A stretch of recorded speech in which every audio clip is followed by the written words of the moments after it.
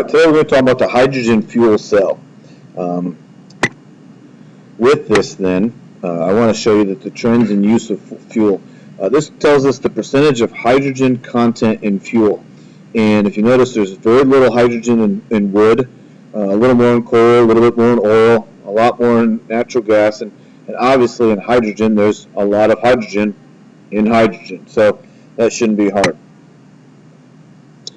This kind of tells us how we've been developing over the last several years. In the 19th century, everything was by steam. We had steam engines that moved things from one place in the country to another.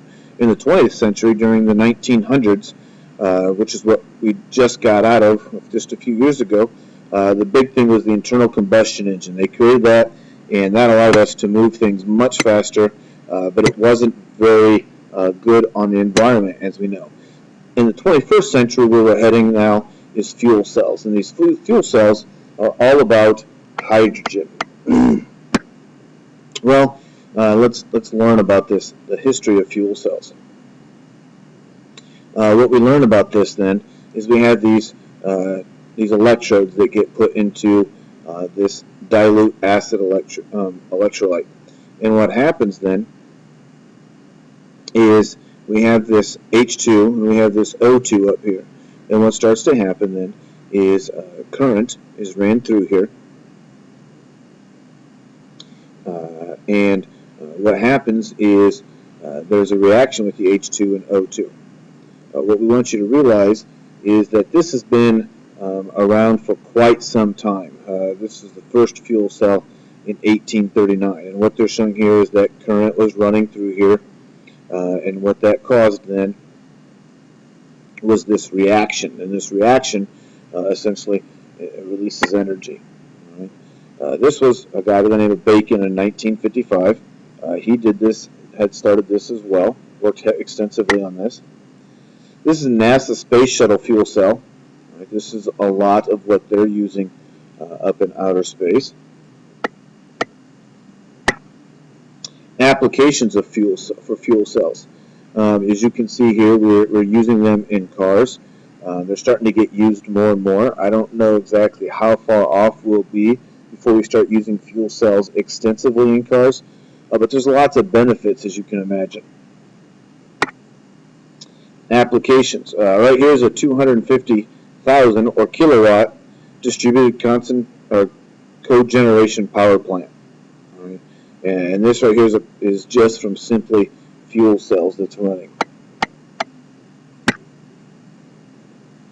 Here's a 7,000 watt home cogeneration power plant. This would be something you'd have at your house, and you wouldn't have to have any electricity. You'd be making your own electricity.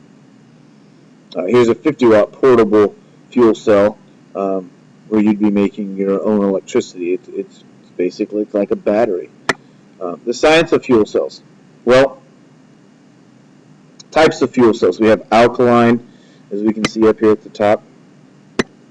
We have alkaline, we have phosphoric acid, we have molten carbonate, solid oxide, direct methanol, polymer electrolyte, and then again, all of these are different types of fuel cells, or batteries, all right? Basically, different types of batteries that are available. Let's talk about what's happening here then. We have this anode, and it's made of hydrogen. And because of this, it basically breaks down then into two H's and two electrons. The cathode, which is the other one, it has half of an O2, half of two electrons. I'm sorry, half of O2. It has two electrons, two hydrogen, and after this reduction, you have H2O, the liquid. What I want you to understand is the main benefit, and I shouldn't say the main benefit, but one of the huge benefits you guys should be seeing here is the byproduct. What's being put off by this here is H2O. All right. Hydrogen, vehicles that run on hydrogen are putting out water. Right? That's the byproduct. It's not harmful emissions. It's not deadly gas. It's not stuff that's toxic to our environment. The main reason that we are excited about hydrogen is that the product that's put out is water. And those of you who are really strong in chemistry or have taken a lot of chemistry, this is an example of understanding the oxidations and the reductions that you guys studied in chemistry class. Overall, then what we get here is H2 plus half of an O2, and what that gives us then after it has its reduction is H2O.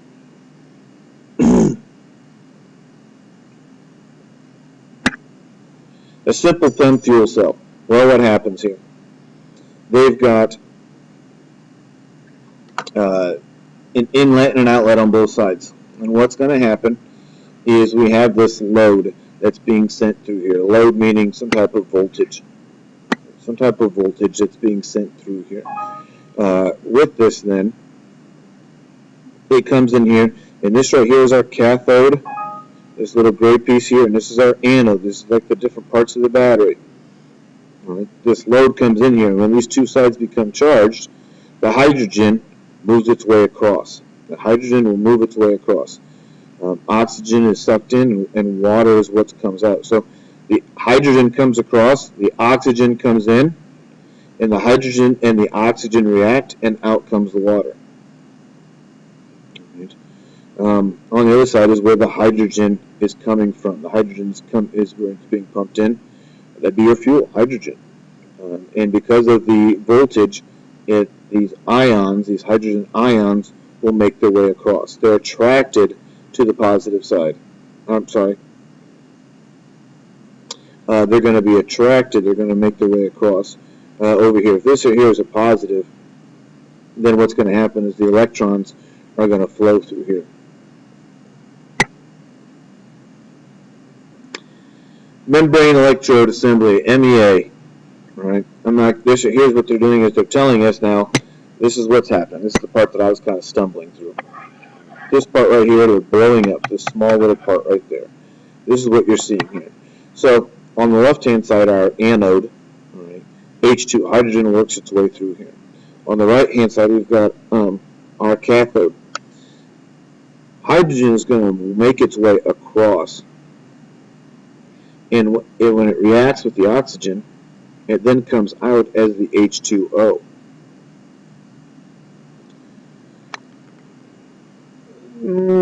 Trying to debate how much I really want to go into this. What I want you guys to really understand with this is that what happens here is that hydrogen, which is the fuel that's going to be used, is going to mix with oxygen. And the byproduct then is H2O. If you understand that, then you're realizing that this is a very safe form of energy.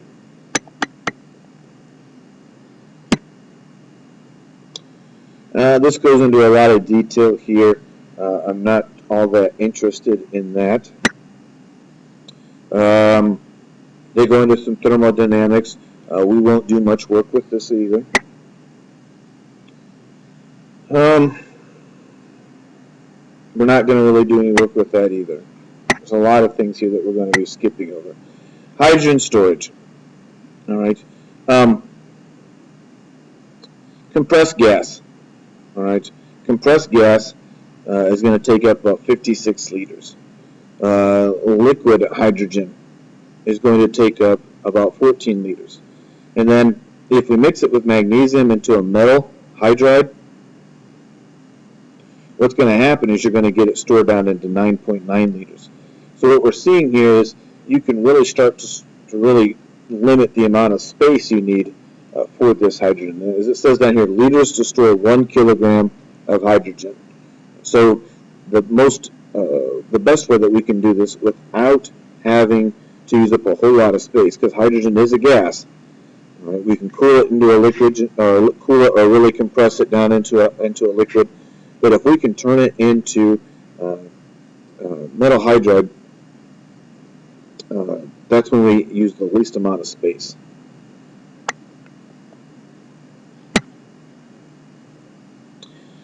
Hydrogen, energy forever. Well, what happens? We have this fuel tank, and the hydrogen goes through this reformer, and we have these hydrogen bottles. Solar panels, all right? We run it through an electrolyzer, all right? And it gives us hydrogen. Algae, right? Algae, there's a process that we can get hydrogen from algae. And what we really want you to see here is that hydrogen we can get from a numerous of different ways. And it's just going to be, the process right now may not be that cost effective, and that's why there's a lot of money being pumped into this area right now, this energy resource. If we can get that price to be much more cost effective, you're going to see our economy going away from the fossil fuels that our economy basically right now is heavily linked to. Obviously, also, if we can get away from the fossil fuels, we start to really reduce our dependency upon foreign oils, foreign countries, for that oil, for that fuel. Renewable energy sources. As long as the sun shines, the wind blows, or the river flows, there can be safe, clean and safe and sustainable electrical power, where and when required with a solar hydrogen energy system. Up here, whether it's solar cells, whether it's wind, or it's water, micro hydro, what happens here is the hydrogen is stored, we run it through an electrolyzer, water is given off, and energy, right? Energy from the fuel cell is going to allow us to have electricity. Whether it's, again, doesn't matter where we're collecting it from, this hydrogen is in some type of stored state. We mix it with oxygen, which is plenty of that in the air, and we're going to come away using this as a fuel cell, giving us electricity. Benefits of fuel cells, all right? It's clean, it's quiet, it's safe, it's efficient, it's sustainable, and it's modular. All right? The main thing, as I keep telling you, is the cost of this right now is keeping us from doing this on a constant basis. Our fragile planet. We have a responsibility to mine the planet so that the extraordinary natural beauty of Earth is preserved for generations to come. Well, I hope this was very informational for you. I'll see you guys on the flip side.